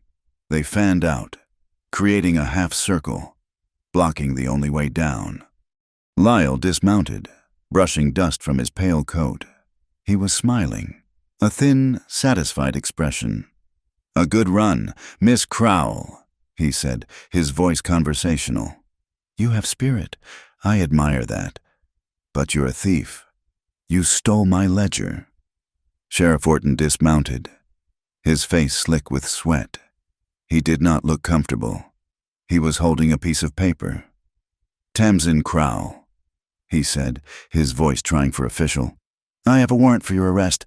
Failure to pay on a debt bond to the Kansas Pacific Railroad, $60, plus fees." He held it up. The seal on the bottom was a blurry, indistinct smudge. Hollis Quaid stepped out from the shadow of the cross. He was no longer breathing hard. He was perfectly still, his hands empty at his sides. "She owes you nothing, Lyle." "She owes me $60. Lyle said, "And you have something of mine, something my boy Evan was foolish enough to steal before he had his accident. Give me the book, Quaid." "He stole nothing," Hollis said, his voice flat. "The book," Lyle repeated, his smile fading. "Give it to me, and this all goes away. The girl's debt is cleared. You keep your pile of rocks. We all ride home." "And if I don't," Lyle sighed, "then the sheriff serves his warrant. She'll be arrested, and you." He nodded to his two men, who now had their hands on their holsters. "We'll be arrested for harboring a fugitive, resisting. I imagine it will get complicated." Hollis's hand moved, but not to a gun. He reached inside his shirt. Lyle tensed. "Careful, Quaid." Hollis pulled out two items. First, the oilcloth tracing of the original water rights. Second, Evan's small, leather-bound notebook. He held them up. "This," Hollis said, his voice like cold iron, "is the Pinto Mesa water deed, filed and sealed at the county seat, 1853. My grandfather's name, and this." He tapped the notebook. "Is Evan's copy of your black book." Orton took an involuntary step back. "It's all in here, Dell," Hollis said, his eyes locking on the sheriff. "The bribes, the false survey, the $500 you took to lose my water rights, the forged aquifer transfer, signed by a judge you paid $200 to." Orton's face went white. His hand dropped to his gun. "Go ahead, Dell," Hollis said, his voice dangerously soft. "Shoot me. The book will still be here. And Prue Gantry knows, Dr. Vale knows. The whole town will know by nightfall. The town court will read this. A federal marshal will read this. You're finished." It was a standoff. Lyle's men looked at Orton. Orton looked at Hollis. Lyle looked at the book, his eyes hungry and furious. The stalemate was broken by the sky. A sudden, unnatural cold swept through the clearing. The whistling wind in the rock stopped, replaced by a heavy, oppressive silence. The sun, which had been beating down, was suddenly gone, blotted out. Tamsin looked up. The western sky, which had been clear, was now a solid wall of bruised, churning, greenish-black cloud. It had moved in with the speed of a charging train. The air changed. It became electric. Tamsin could smell it, the sharp, piercing scent of ozone and wet dust, the smell of the first rains, carried on a wind that had not yet arrived. It stung the inside of her nose like needles. From the canyon below, a sound began, a low, deep rumble that was not thunder. It was a sound she could feel in her chest, in the soles of her boots. It was the sound of a million stones rolling. It was the sound of water. "Lord God," Orton whispered, his eyes wide with terror. He was a local. He knew that sound. "It's a flash flood." Lyle, a man of the flatlands, didn't understand. "Get the book. Orton, now." "Are you insane?" Orton yelled, scrambling for his horse. "That's the creek. The whole canyon is going to go. We have to get to the high ridge." The rumble grew louder, into a grinding, roaring beast. The ground itself seemed to tremble. Lyle looked at Orton's panicked face, then at Hollis, who stood his ground, a grim, knowing look in his eyes. He looked at the sky. He was furious, cheated of his prize not by a man, but by the land itself. "This isn't over. Quaid," Lyle snarled. He signaled to his men. He swung onto his horse, pulling its head around, away from the path, scrambling for the high rocks. He pointed a finger at Hollis, his face a mask of rage. "We still have our time." The four of them spurred their horses, climbing, fleeing the unseen wall of water that was about to obliterate the creek bed, and everything in it, The world dissolved into a chaos of sound. The roar from the canyon was a living thing, a beast of grinding rock and water that shook the very ground they stood on. It was a sound of final, biblical judgment. Then the sky tore open. It was not rain. It was a deluge, a solid vertical wall of water that hit them with the force of a fist. The temperature plummeted in seconds. The wind, which had been absent, returned as a howling gale, driving the rain horizontally, stinging like ice. The chapel in Hollis grabbed Tamsin's arm, yanking her from the open rock into the deepest part of the wind-carved shelter. He dragged Silt in after them, the horse whinnying, his eyes white with terror, backing into the shallow cave as far as he would go. They were not dry. The shelter was a shallow scoop in the rock, and the wind drove the rain into every corner, but it broke the worst of the gale. They were shielded from the sky, if not from the water. They huddled together, horse and humans. In the sudden, violent twilight, the sound was deafening the roar of the flood below, the scream of the wind, and the relentless, drumming hammer of the rain on the sandstone above them. Darkness fell, not with the gentle fade of evening, but like a black hood thrown over the world. Hollis moved, his body a dark shape in the gloom. He fumbled in his saddlebags, his back to Tamsin. He was working with his flint and steel, shielding the small spark with his body. He had found a handful of dry juniper twigs in a deep crevice of the rock. It took a long time. The air was too wet, but he was a man of relentless, patient stubbornness. Finally, a small, weak spark caught. He fed it tinder from his bag, shavings of wood and dried moss, blowing on it with a low, steady breath. A tiny, fragile flame bloomed, a pinprick of orange in the vast, roaring black. He built it with the care of a jeweler, adding the dry juniper twigs one by one. Then larger pieces of deadfall he dragged in with him. The fire caught, spitting and hissing as the rain dripped on it, but it held. It was a small, defiant thing, a fist of warmth against the storm. The fire cast a wavering, reddish light. It illuminated their small hollow, the slick, wet rock, the trembling flank of the horse, and Tamsin, who was shaking so hard her teeth chattered. She was sitting on the sandy floor, her knees drawn up, her arms wrapped around herself. The borrowed clothes were plastered to her skin, and the cold was a deep, invasive thing, reaching for her bones. But it was not just the cold.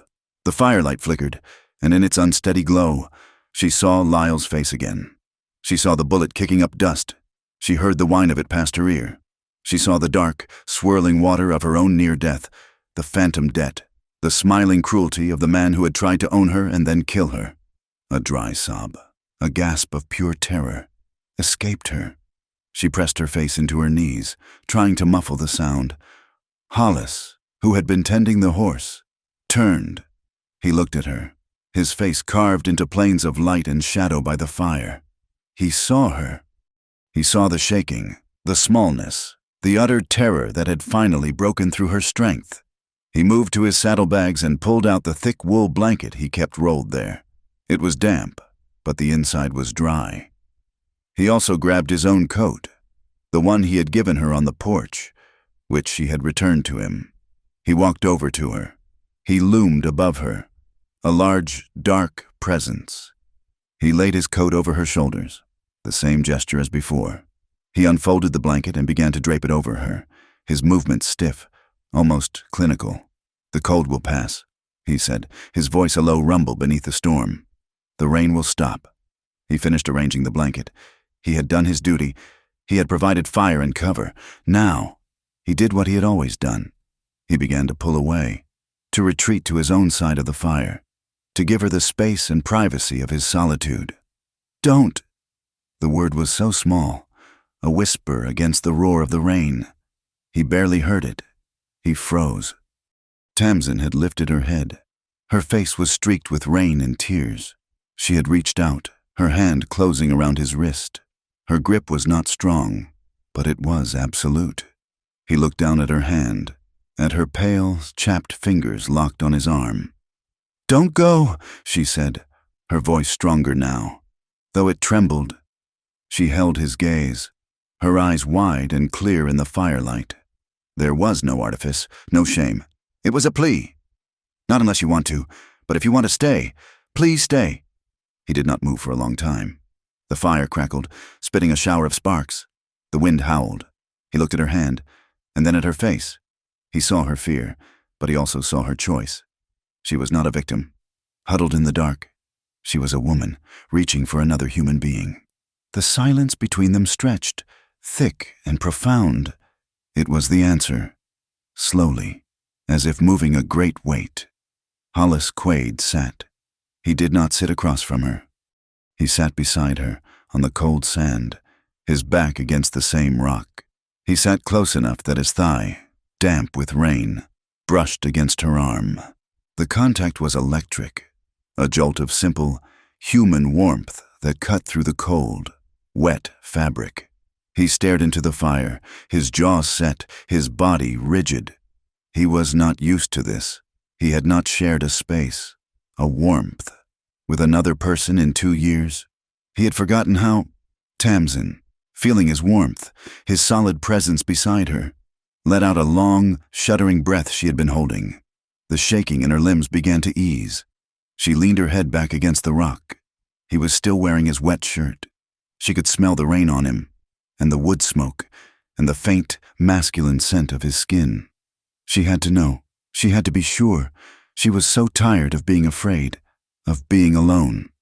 Tamsin lifted her hand, the one that was not holding his wrist, and placed it flat against his chest. He flinched, his muscles tensing as if she had struck him, but he did not pull away.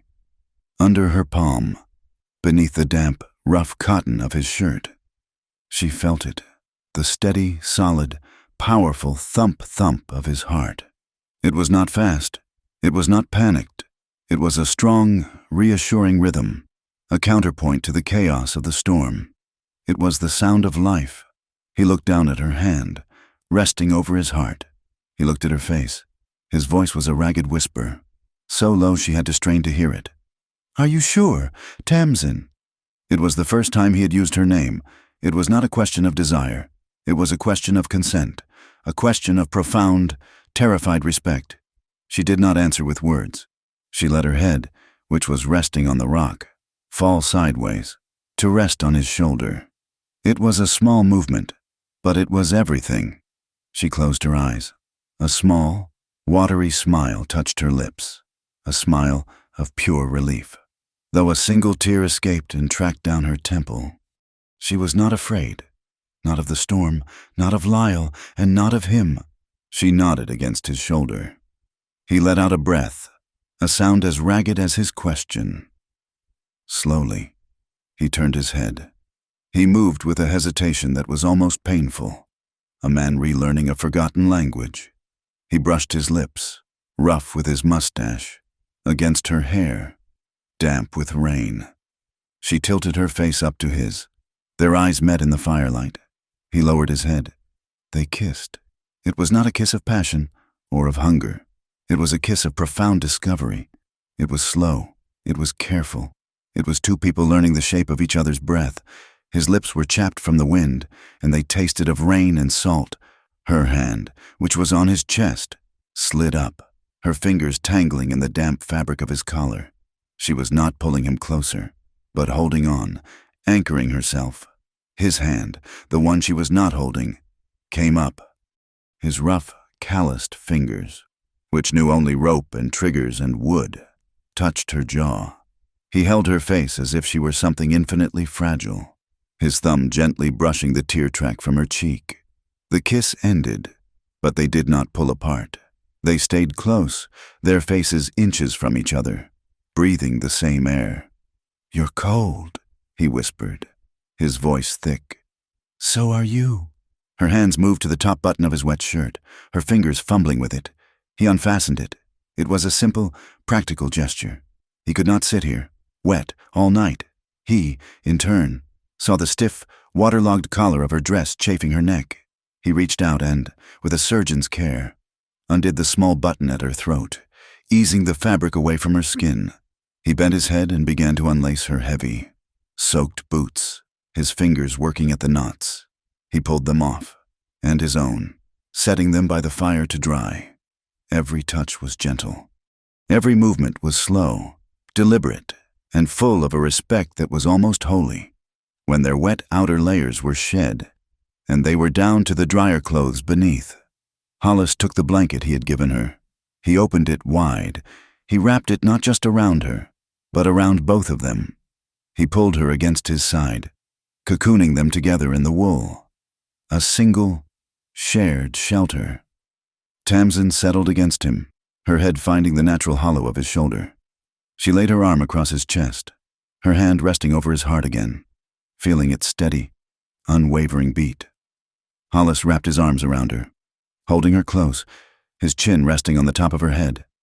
He breathed in the scent of her hair, the smell of rain and woman, and, underneath it all, the smoke from his own fire. He held her, and she held him. He lowered his head, his forehead resting against hers. He closed his eyes. "Tamsin," he whispered. It was not a question this time. It was a statement, a promise. He had found her. The firelight flickered, painting their faces in soft, warm tones. They did not move. They sat, wrapped in a single blanket, their breath mingling. A small, warm island of life in the midst of the howling storm. Outside, the rain began to fall even harder, a relentless, pounding rhythm on the stone roof above them, a drumming, insistent blessing. The morning broke, not clean, but wounded. The rain had stopped, but the world was a sodden, weeping mess. The sky was a high, flat sheet of bruised lead, and the air was heavy with the smell of wet earth and shattered pine. News of the standoff, and the evidence, had traveled faster than the flood. When Hollis and Tamsin rode silt, weary and mud-stained, into Cedar Furnace, the town was already waiting. It was not a trial. It was an arraignment, an assembly, a public lancing of a boil. The traveling magistrate, Judge Elias Thorne, had been in town on his circuit. He was a thin, impatient man who valued order above all. He had set up a table on the covered porch of the land office, high ground that had been spared the worst of the mud. The entire town square was a sea of people, ranchers, merchants, the few women in their dark dresses, and the silent, watchful railroad crews. The buzz was not a murmur. It was the sound of a hive that had been kicked, a low, angry vibration. Barton Lyle was there, his pale duster cleaned, his face composed. Beside him sat a man Tamsin had never seen, thin, wearing a black suit, carrying a leather satchel. The railroad lawyer, brought in from the east. "We will have order," Judge Thorne snapped, banging a gavel on the table. "This is not a saloon. I am given to understand there are charges against this woman, Tamsin Crowell, and countercharges against the sheriff. We will begin with the warrant." The lawyer stood, his voice smooth and oiled. "Your Honor, the matter is simple. This woman, a vagrant, was employed by the Kansas Pacific Railroad. She accrued a debt of $60 for goods and transport, then absconded.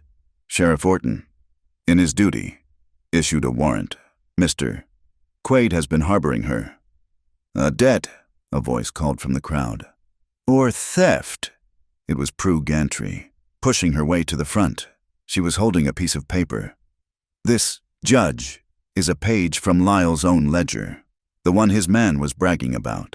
It shows a list of false charges and a forged signature. She owes nothing." "That is a stolen document," the lawyer snapped. "That, Doctor," Enoch Vale said, stepping forward, his voice calm, "is a forgery. I have seen Miss Crowell's hand.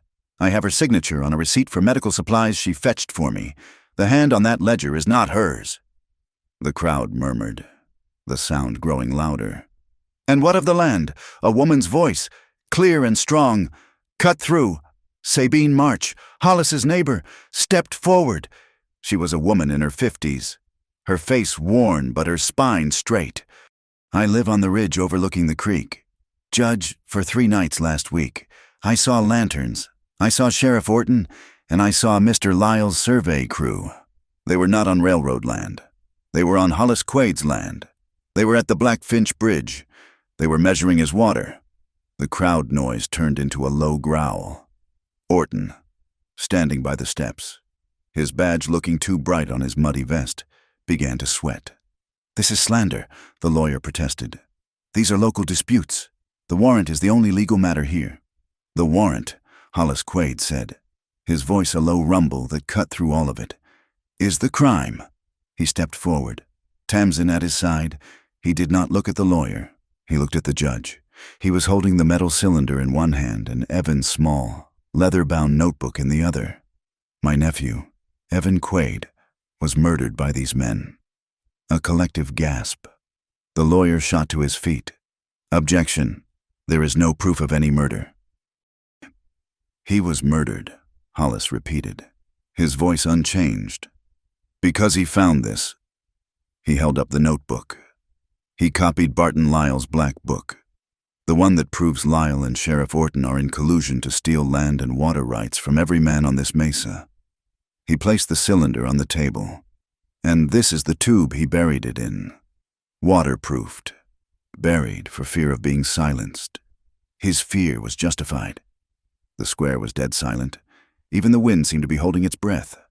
Judge Thorne opened the book. His eyes scanned the pages, his face grim. He looked at Orton. "Sheriff, this book names you. It claims you took a bribe of $500 to lose the Quaid Water Charter." "It's a lie," Orton blustered, his voice too high. "That's a child's fantasy. It's his word against mine." "And what of the warrant?" "Sheriff," the judge said, his voice cold. He picked up the warrant Orton had filed. "This warrant for Miss Crowell's debt. You state you filed this and affixed the county seal on August 10th. "I did," Orton said, puffing his chest. "I remember it. I stamped it myself. 10th of August. "That's a lie," Tamsin said, her voice clear. Orton looked at her, panicked. "Quiet, girl. You have no say." "I was at the KPR camp on August 10th, Tamsin said, speaking directly to the judge. "And the 11th, and the 12th, I didn't flee, as he calls it, until the 14th, when Lyle refused my pay. How could he issue a warrant for my escape 4 days before I left?" The crowd erupted. "He lied. He's a fraud." "Silence," the judge roared. Orton was pale, his eyes darting to Lyle. I misspoke. I meant I wrote it. I meant the 20th.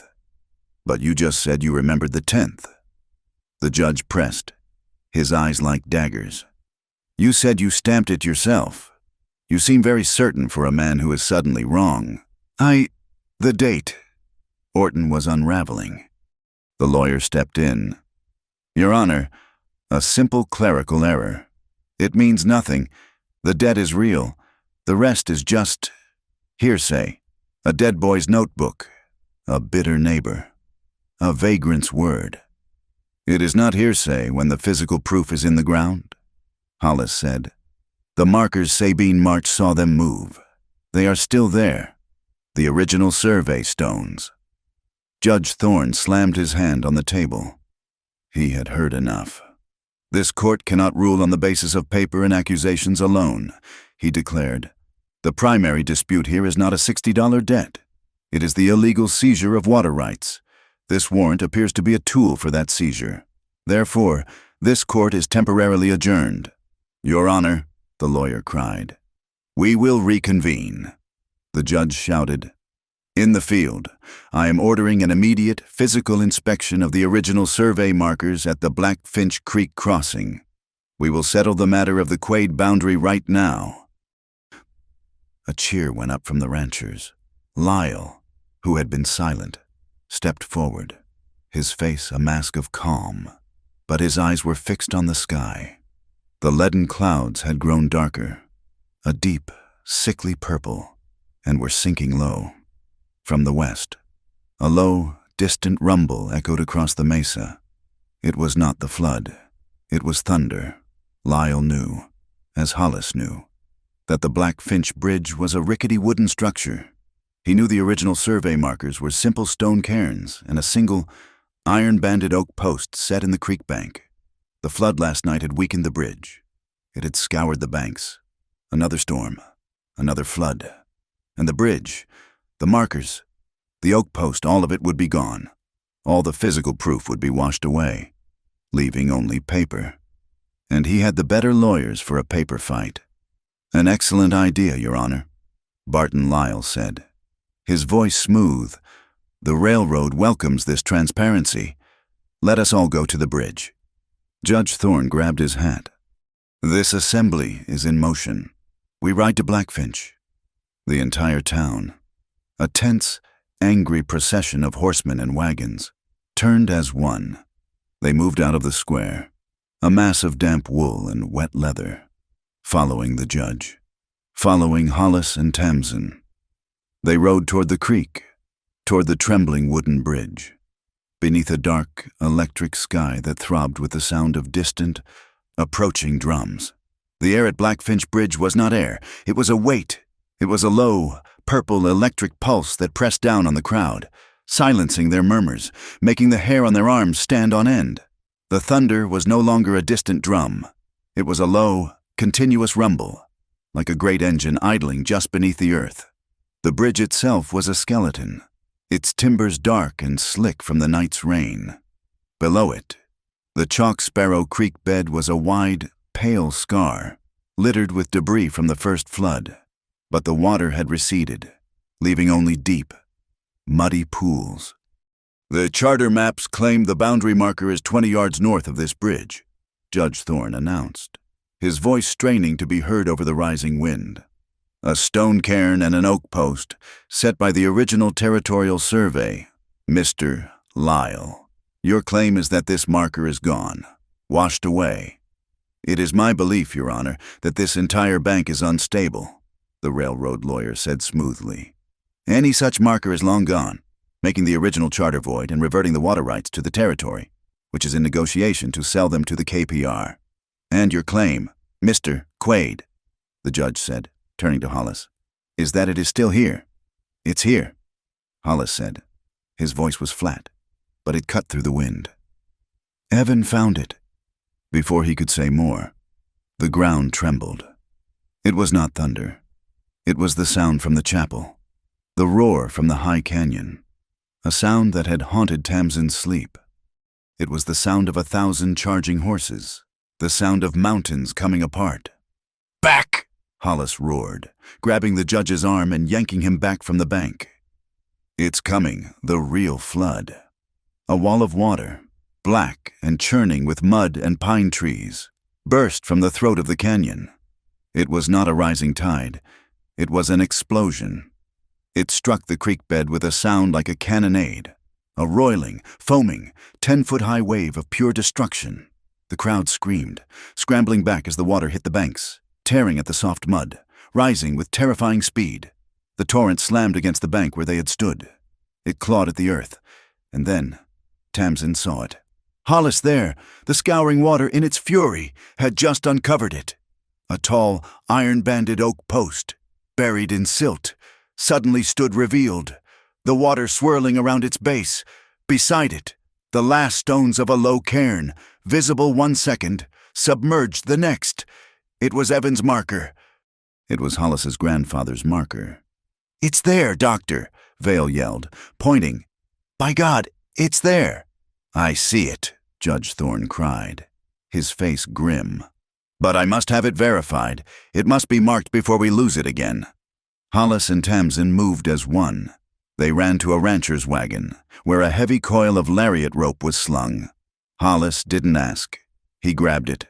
He uncoiled a length, handing the heavy rope to Tamsin. We'll plant the spare axle rod from the wagon, Hollis yelled. Hold this. Don't let me go. He tied the end around his own waist, his hands sure and fast. Tamsin, Doctor, Vale, and 2 other ranchers gripped the rope. Hollis, holding the heavy iron rod, began to move down the slick, treacherous mud bank, his boots sinking, fighting for purchase as the water boiled just feet below him. Barton Lyle watched, his face a mask of pale fury. His lawyer was shouting, "This is insane! It's an act of God! The boundary is void!"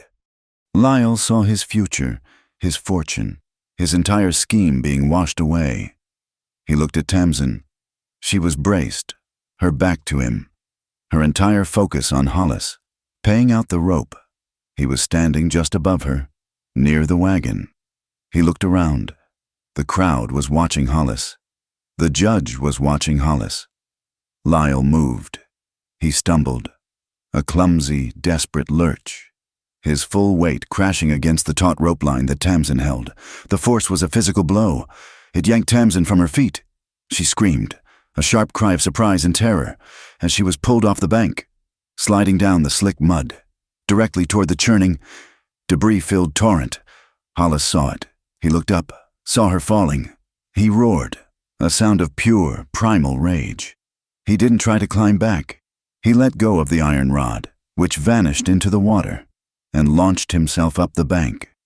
Not for Tamsin, who was still holding the rope, but for the man who had pulled it. He hit Barton Lyle like a falling boulder. The two men went down, a chaos of fists and mud. At the very edge of the bridge, they rolled, grappling, their boots slipping on the wet clay.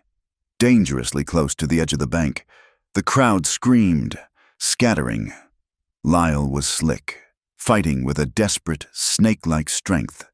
Hollis was driven by pure, cold fury. Tamsin had stopped her slide, digging her heels in, but she saw Hollis.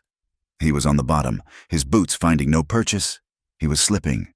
Lyle was on top of him, his elbow driving into Hollis's throat, trying to push him, to roll him into the water. "Hold him!" Tamsin screamed at the ranchers, letting go of the rope, trusting them to hold Hollis. She scrambled up the bank, grabbing the loose, coiled end of the lariat. The wagon was too far, the angle wrong. She ran to the bridge. The main timber, the central support, was right there. Her hands were shaking. They were slick with mud. She heard Hollis's voice in her head. In the middle of the roaring wind. Loop. Twist. Pull. She was not a rancher. She was a cook. But her hands, in that one, perfect second, were his. Loop. Twist. Pull. She threw the bowline, the knot that would not choke and would not break, around the massive, wet timber. It seated, clean and tight, an anchor in the middle of the storm. Just as she pulled it tight, Hollis, with a desperate heave, bucked Lyle off him. Lyle scrambled to his feet, his balance gone. He stumbled backward, his arms flailing, his boots slipping on the wet, treacherous mud. He cried out, a high, thin sound, as he began to fall. He clutched instinctively at the front of his own rain slicker, a desperate, grabbing motion. His hand snagged the oilskin of an inner pocket. A dark object flew from his coat. It was not the notebook. It was a heavy, metal cylinder, slick and black. It hit the mud bank with a wet thud, not 10 feet from the judge's table. The cap, loosened by the fall, popped off. And from it, a second, thicker, leather-bound book tumbled out. It fell open, its pages fluttering in the sudden, terrible silence. The crowd froze.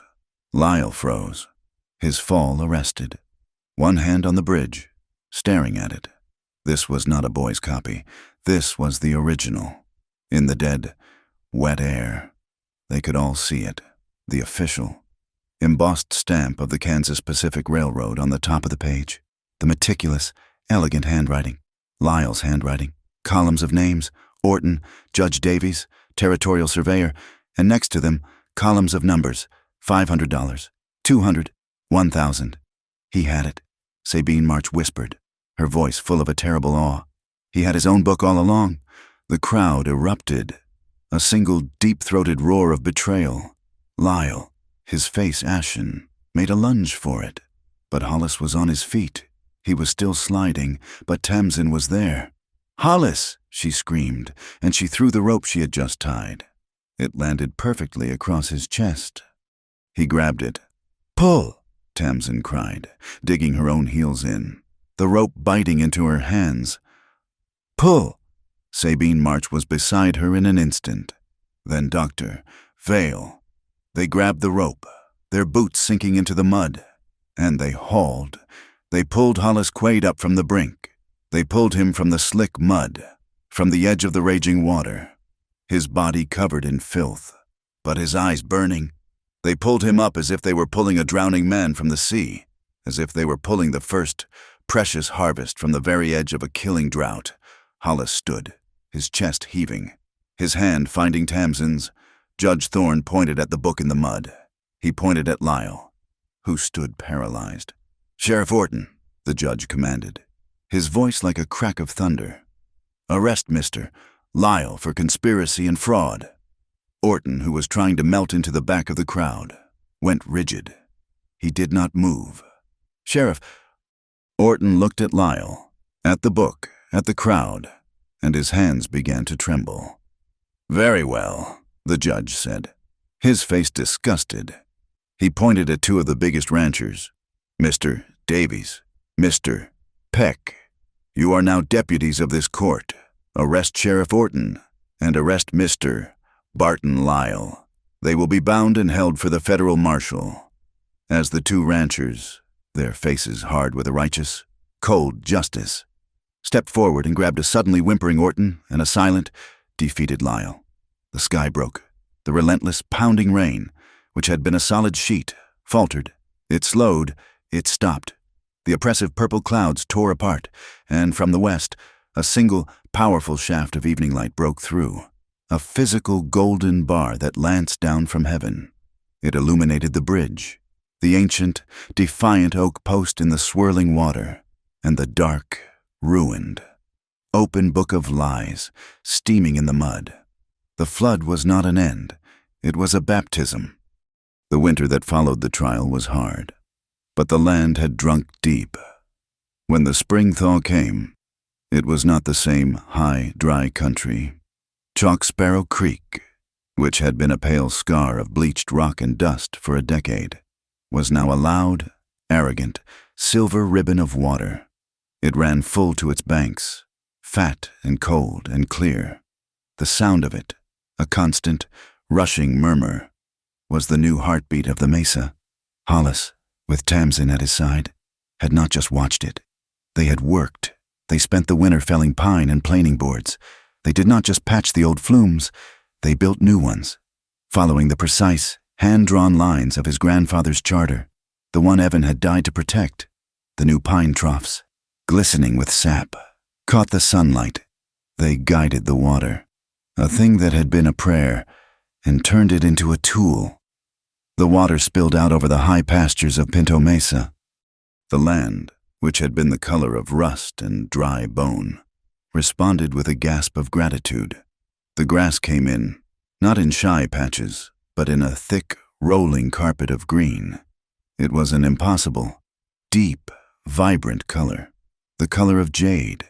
The air, which had always smelled of alkali and dry pine, now smelled of mint and wet earth and the sweet perfume of new growth. The cattle, which had been lean and tough, grew fat. The world was reborn.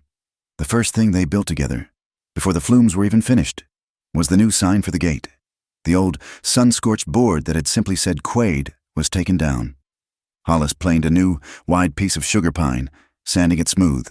Tamsin mixed the paint, a deep, rich black that would hold against the sun. He was not a carver, but his hands, which had retied her ribbon, were steady.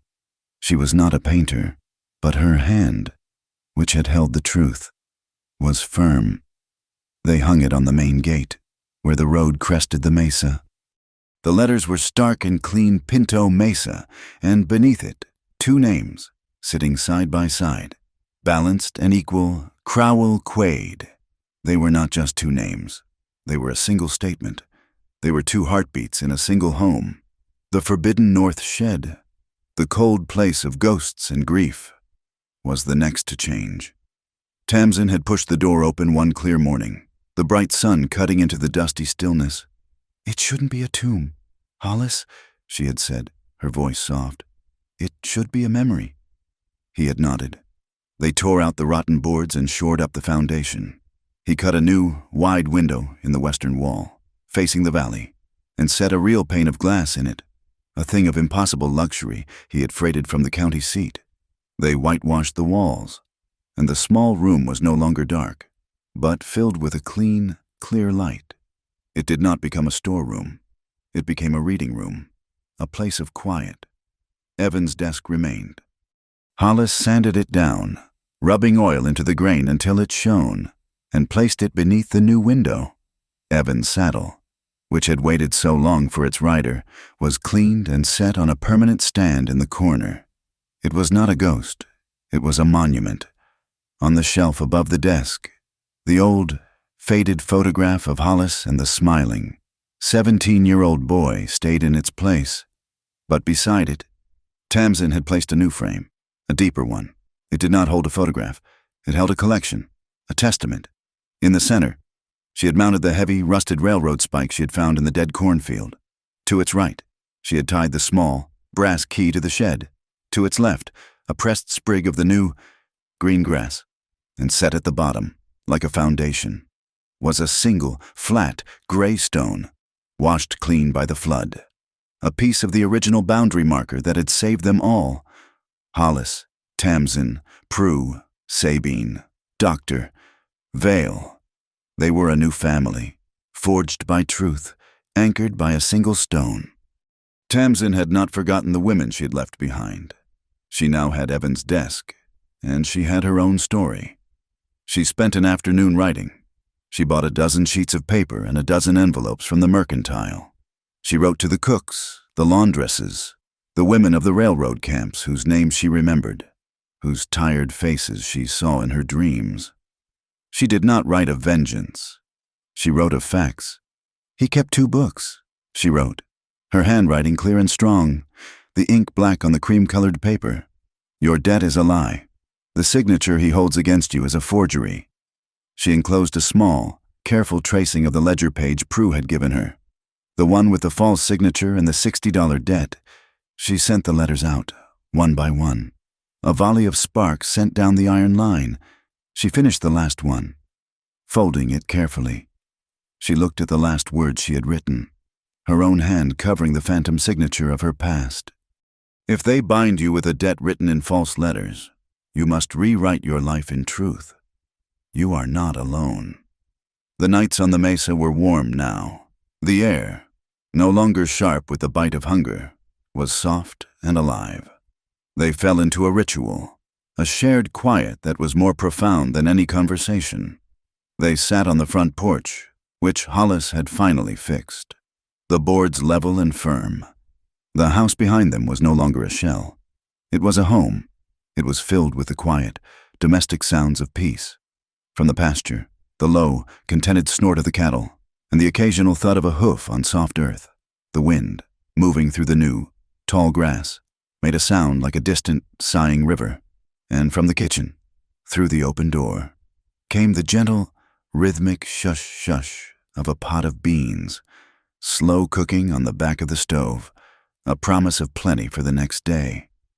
Tamsin was sitting on the top step, leaning back. Her head was resting in Hollis's lap. He was in his chair, his boots propped on the railing, leaning back against the house wall. She was idly braiding a short strap of leather, her fingers moving in the dim light. He was just sitting, one hand resting on his knee. His other hand was in her hair. The simple bit of twine she used to tie it back had come loose. His hand, the one that knew rope and triggers and the heft of an axe, was now, with a slowness that was almost reverent, trying to fix it.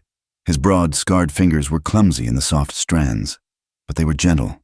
He gathered her hair, his knuckles brushing the skin of her neck, a touch that made her lean into his hand, carefully, meticulously. He tied the twine in a small, tight bow. It was crooked, but it was strong. She smiled, her eyes closed, her head still resting in his lap. You're getting better at that. He looked down at his hand, at the bow, and a small smile touched his own mouth. It's a bowline, he said, his voice a low, soft rumble. Just a different kind of rope. They sat in the comfortable quiet. The silence was no longer a wall between them, or a place to hide grief. It was a blanket they shared. Hollis looked out at the mesa, at the sky, which was so thick with stars it looked like spilled diamonds. That first day, he said, his voice so quiet it was almost part of the wind. In Sparrow's table, when I put the plate down. Tamsin waited, her hand coming up to rest on his knee. I looked at you, he said, his gaze still on the stars. And I didn't know what to say. I hadn't known what to say to anyone. Not in 2 years. I just had the food. I didn't have the words. Tamsin turned her head, looking up at his face, at the silhouette of his jaw, at the lines around his eyes which were, for the first time, lines of peace, not pain. She reached up and placed her hand over his, the one that rested on his knee. His skin was rough, but his hand was warm. You said everything, Hollis, she whispered. You said, you are not invisible. You said, you are worth feeding. You said, you are not alone. She smiled, her thumb brushing his knuckle. You said enough. He looked down at her, his eyes finding hers in the starlight. He brought his other hand down, covering hers, lacing his fingers with her own. On the porch railing, next to his boots, the old storm lantern sat. Tamsin had cleaned the glass until it shone, and the wick was trimmed and full of oil. It burned with a clear, steady, golden light, a circle of warmth in the vast, beautiful darkness. It was not a light to challenge the night. It was not a light to ward off the darkness, or the ghosts, or the loneliness. It was a light to be seen. It was a beacon. It was a light that said, this is a home. This is a place where, if you are lost, you can return. This is a place where someone is waiting. Thank you so much for listening to our story. We would love to know where in the world you are listening from. Please let us know in the comments. Share your thoughts and connect with fellow listeners. And if you enjoyed this story, please subscribe to Wild West Stories 1850. Give this video a like and support us by hitting that hype button so this story can be heard by even more people.